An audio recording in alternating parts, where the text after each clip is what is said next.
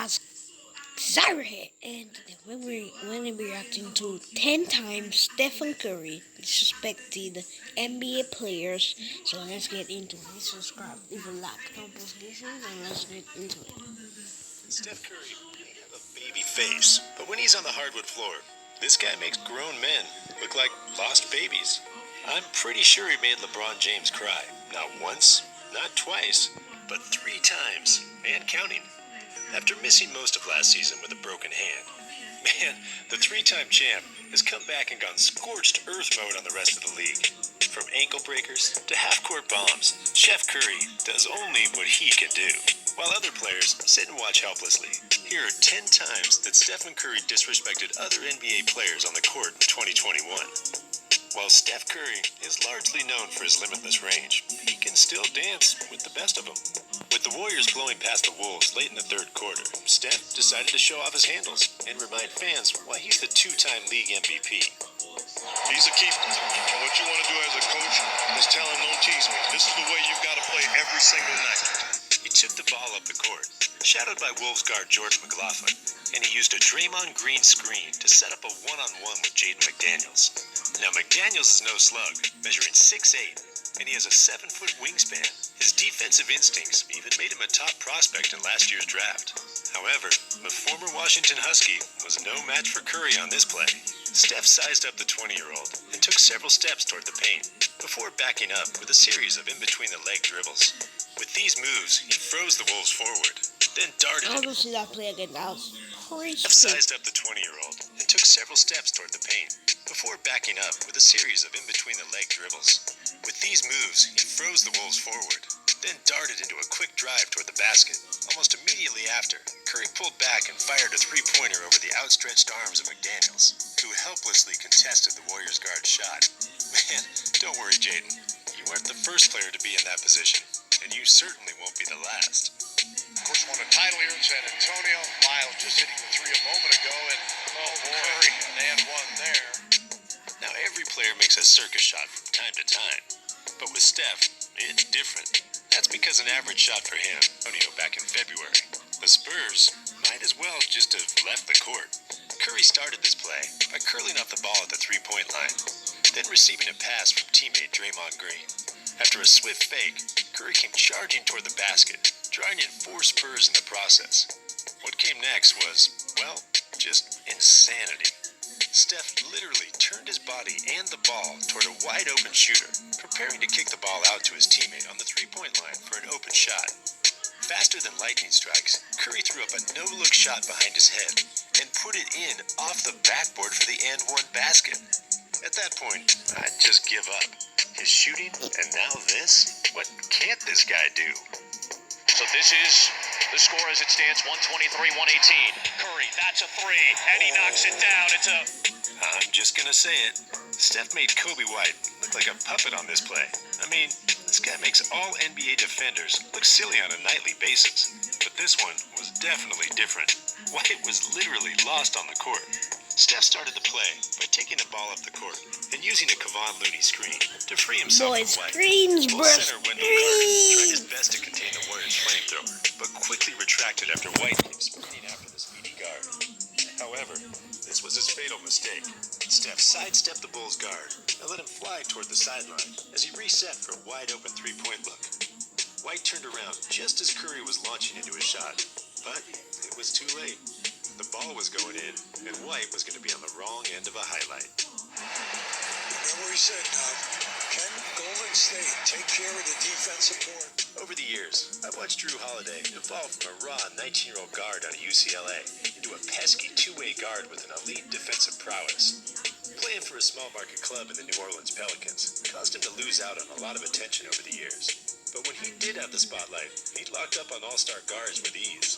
After being traded to the Bucks this past offseason, Holiday's been given the chance to showcase his defensive prowess on the national stage, and he largely succeeded, with a few exceptions. One of those exceptions happened on Christmas Day in a nationally televised game against, you guessed it, Chef Curry himself. Down 14, with a little over 6 minutes left in the third, Steph decided to put Drew to the test with one of his patented fakes. He came blazing up the court stepped back into a three-point shot, then swiftly hesitated and blew past Holiday like a firework on the 4th of July. Curry then threw up a right-handed floater over the outstretched arms of Bobby Portis as Holiday stared in dismay, knowing he had just gotten sauced by the chef himself. Capella out front against Steph. Most times, when you have a big man on a guard, you tell him to protect the paint and give the guard some space. However, when you got a big man on Steph Curry, you just hope that he won't get embarrassed too badly. This is the exact position Hawks center Clint Capella found himself in an April matchup with the Warriors. Despite facing off against Steph in the Western Conference for years, as a member of the Houston Rockets, Capella hasn't been able to crack the chef's code. This was never more evident than on this play, where Curry took Capella to school. After sizing up the Hawks center at the top of the key, Curry employed a series of clever dribble moves that froze the 6'11 Swiss and gave him a right-handed layup. Better luck next time, Clint.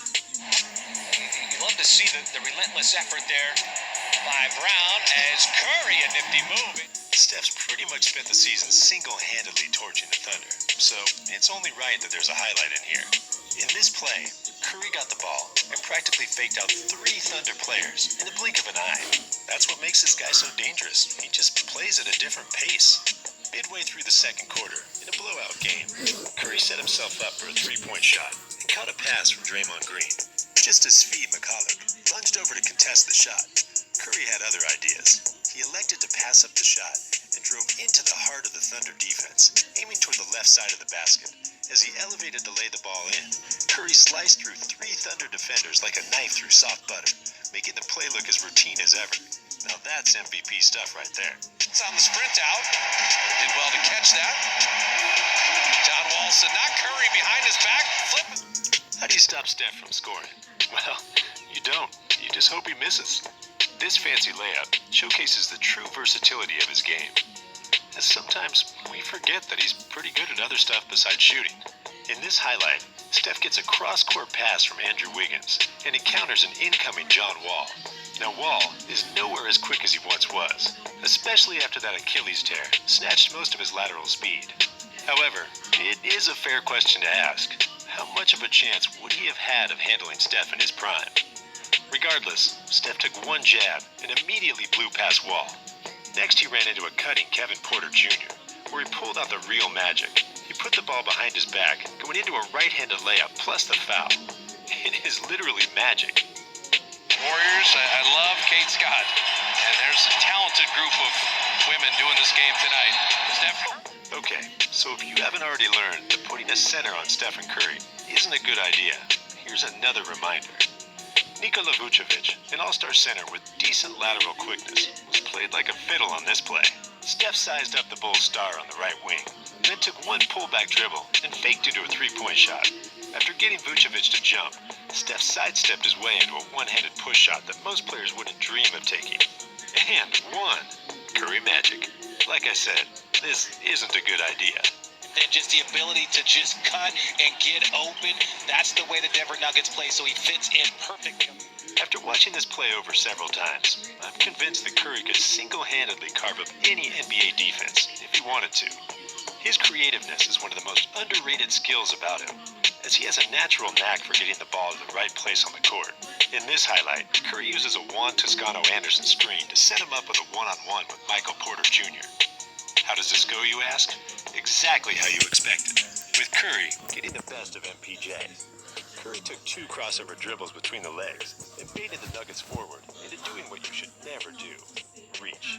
Curry then flipped the ball to an open teammate. As quickly as he got past Porter, Steph relocated into the corner for a quick 3-pointer, which he splashed in, of course. They don't call him one of the Splash Brothers for nothing. Speaking of Splash Brothers, did you know that 10 teams just absolutely disrespected Klay Thompson in the 2011 draft? Click on this next video and see exactly how 10 teams passed on the Splash Brother. Man, it is crazy and wild, guys. Click the video, and I'll see you on the other side. As always, thanks for watching, guys. Peace. Guys, make sure to subscribe, like, notifications. I'll see you next time. Peace.